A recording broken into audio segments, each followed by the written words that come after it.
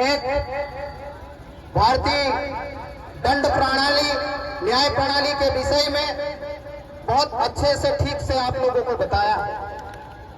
लेकिन मुझे बताइए कि जिस कानून की, जिस धारा की हम बात करते हैं, क्या वास्तव में हमारे साथ में जब व्यवहार में आते हैं, चाहे पुलिस की बात हो, चाहे तहसील कार्यालय की बात हो, चाहे एसडीएम कार्यालय की बात हो, चाहे कलेक्टर कार्यालय की बात हो, कानून के सम्मत हम लोगों के साथ में न्याय होता है या नहीं होता? बताइए।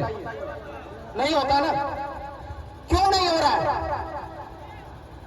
इसलिए नहीं हो रहा, इसके जिम्मेदार ये लोग तो है, उससे ज्यादा जिम्मेदार हम लोग। हम लोगों को हमारे देश के संविधान में आदिवासियों के लिए जो प्रावधान किए गए हैं ठीक से समझना है। जितने भी एक्ट हैं, जितने भी सर्कुलर हैं, हम लोगों को ठीक से पढ़ना है। और यदि उसके तहत कार्रवाई नहीं हो रही है तो वहीं पर लड़ना है, झुकना नहीं है, डरना नहीं है। और इसीलिए आज आप लोग यहाँ आए हैं। यानी एक और बात, अपना समाज में काई भी चीज है, काई भी है जाए, मोटर आवे, गाड़ी आवे, काई हंगामा है जो काई भी है जाती, पहल कोण जातला नहीं कोई, कौन जातला? पुरिया पुरिया जातला कि डाहला जातला? पुरिया पुरिया जातला ने देखने करे, डाडा भी कोतला पुरिया जाओ देखाओ काय है यो, एने डाहडा काम में लाग रहा। त्या जत्रा जुआई देखा ही कि नहीं, ये सिर्फ देखने आई रही है सर्दी की काय हंगामा हो रही है। दीने दहाड़े जरूरत पड़से, दीने दहाड़े आदिवासी समाजन घर घर बता मानसे निकल से पहुंचे क्या हमारे साथ अन्याय अत्याचार करना बंद करो। यदि ऑफिस में तुमने अमावी बसो कहा कि न्याय प्रणाली आदिवासी समाज ठीक से जाने, झगड़ा ही जाते अपना समाज में होते कि नहीं होते? एक के दहाड़े बसते आधा माणसे झाडांत ना आधा माणसे फल झाडांत ओथा कथा माणसे फिरतला, ओथा कथा माणसे फिरतला, दूध ने पाणी करतला कि नहीं? गुन्हेगार का सजा देतला कि नहीं देतला? देतला। लेकिन 23 तारीख की घटना है, 23 तारीख से आज 28 तारीख हो गई है। आज तक राहुल भाई आपका बयान हुआ क्या? राहुल भाई आपका बयान हुआ? नहीं हुआ। क्यों नहीं हुआ? आपका मेडिकल हुआ? नहीं हुआ। आप पुलिस वाले मेडिकल करवाने जरूर लेके गए राहुल भाई को, लेकिन दारू पिया या नहीं पिया?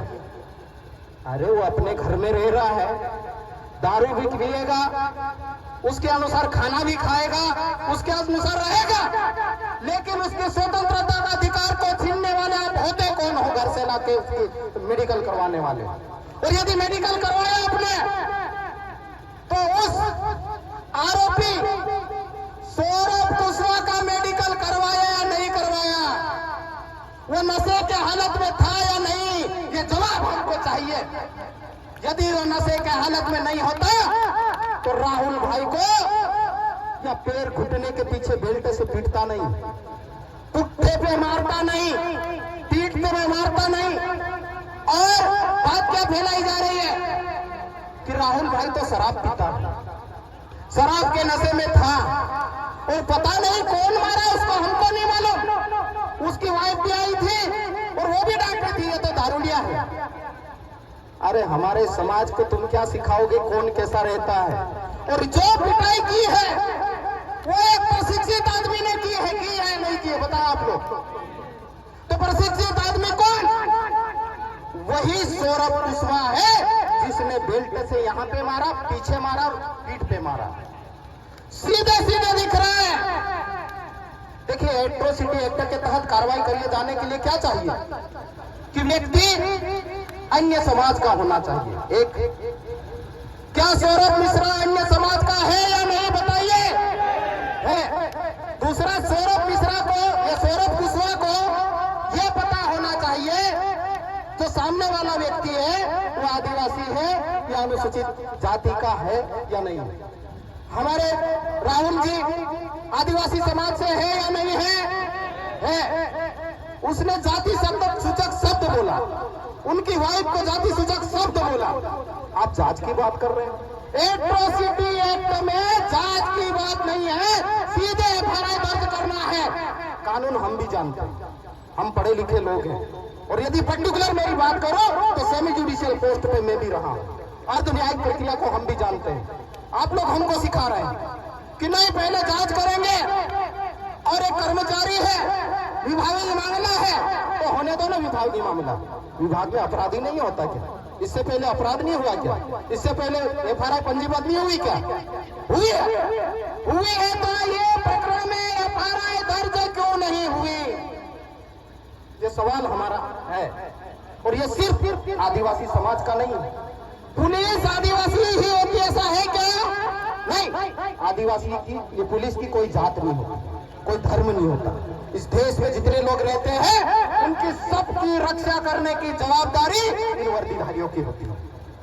मुझे बताइए, सिर्फ यहाँ पर एक ही समाज की बात हो रही है, लेकिन ये असल में वर्दीधारी पुलिस जो इस देश के कानून के रखवाले हैं, उनके अधिकारों के रक्षा की बात है। तो सब लोगों को आना चाहिए। जरूरत पड़ती है तो सब याद आता है आपको। सारे प्रोपेगेंडा में नाम नहीं बताना चाहता हूं कि हमारा ये खतरे में, हमारा वो खतरे में, और आज एक भाई की पुलिस की वर्दी खतरे में, उनके अधिकार खतरे में, वो नहीं दिख रहा आपको? दिख रहा ना? नहीं दिख रहा इन लोगों को। दूसरा कि जनप्रतिनिधि का काम होता है हमारे क्षेत्र में आने वाले समस्त लोग, चाहे किसी भी जाति, धर्म, पंथ, संप्रदाय के मानने रहने वाले हो, उनके अधिकारों की रक्षा के लिए सामने आना चाहिए।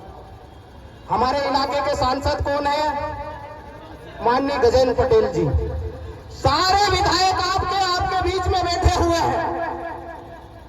उसको शर्म आ रही क्या? हम लोगों को बीच में आने की शर्म आ रही क्या?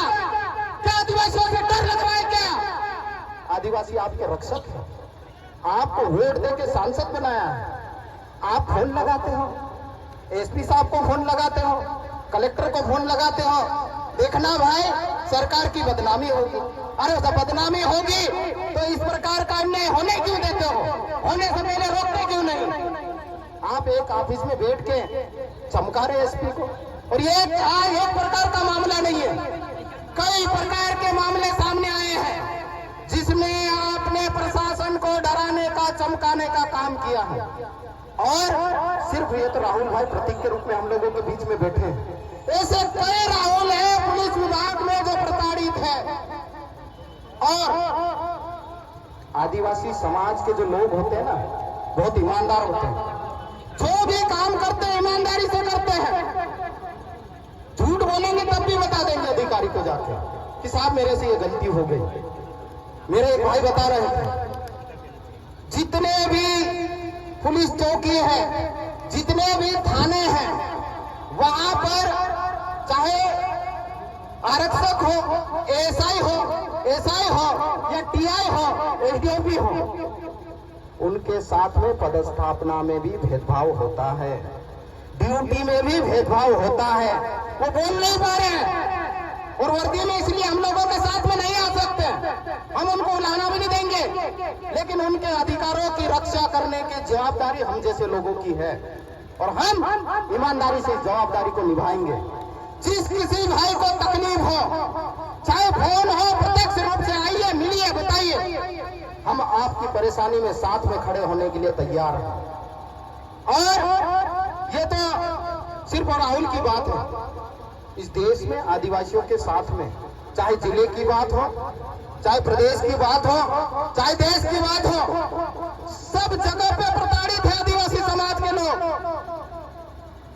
वो इसलिए कि हम लोग चुप हैं।